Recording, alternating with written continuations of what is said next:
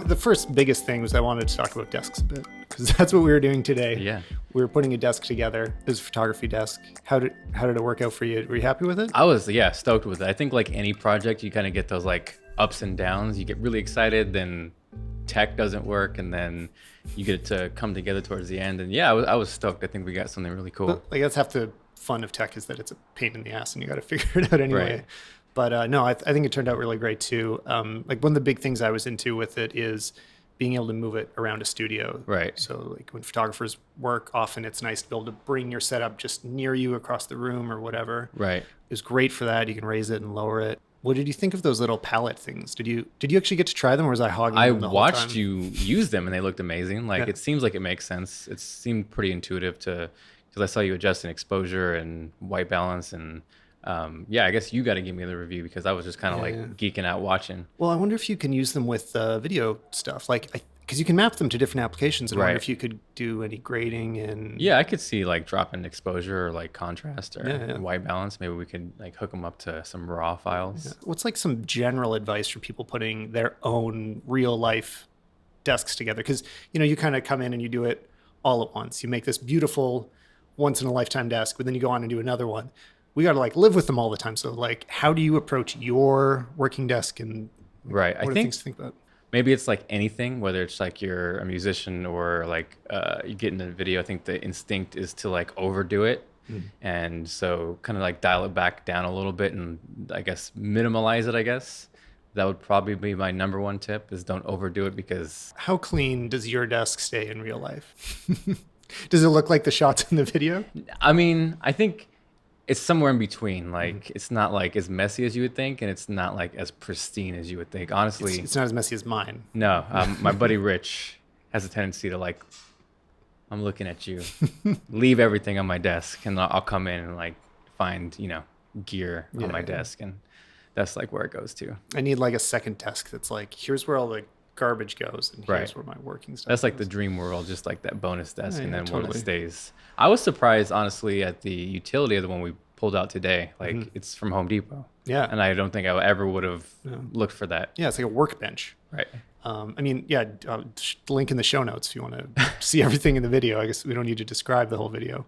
But like, a lot of your desks come from IKEA. You've had pretty good luck there, it seems. I feel like IKEA is like the go-to. Like, you can't go wrong for like bang for your buck. I feel like it's been everything from IKEA to one of the dream desks was actually one from Amazon that we completely just like tweaked. One was this crazy, the MKBHD one was from Roche-Bobois, which is super fancy. What is that? I don't know what that is. It's like a high-end, this is a high-end like modern furniture place, and way too expensive. And I just remember walking down, there's a store in Pasadena, and of course they have this like beautiful window display, and I just remember seeing that desk and I wanted to do something with it. So I feel like we've had a wide range of desks, ranging from like budget to obviously over the top with something like that. When I used to work at iStock Photo, the founder there had started a few different companies, and he had a tradition of always buying Home Depot doors and putting them on hobby horses, like when he started a company, because he's like,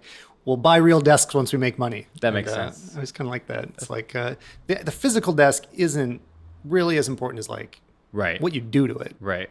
Unless it's that cool MKBHD desk. Right. Yeah. There's I think maybe it wasn't a desk, but I remember one time I stayed in an Airbnb for an iPhone launch, and there was this like, I don't know if it was graffiti, but like it was definitely like arted up, and like top down wise, that was probably one of the coolest, like most artistic, just like out of this world kind of like tops. So like, definitely stuff with character is cool.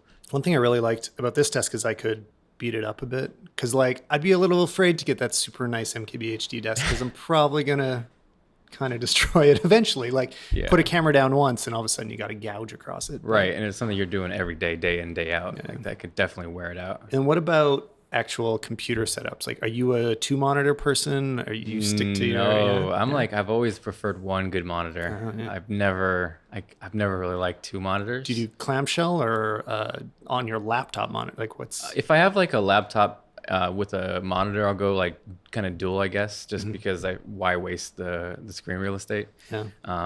Recently, more so like at my desk has been the iMac Pro, and I've always You're spoiled for monitors then, yeah. Yeah, and that's a beautiful display. And I've always just like, even without like the iMac or whatever it is, I've always preferred like one good monitor. I know like there's the argument of productivity and 8 million apps but I just like to be focused on one thing. Right. Yeah.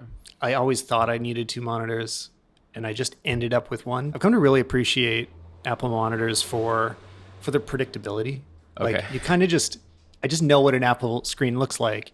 And then so today we're using a BenQ, and so I thought it was really important with that to have a calibration unit so that we can get it to that point. Whereas Right. like most Apples out of the box kind of look the way you expect, but third parties, you got to make sure that they get to that calibrated place. Yeah. And so Yeah, it was cool. Like I don't really tinker too much with calibrating monitors. it's a pain. It's such a pain. Yes.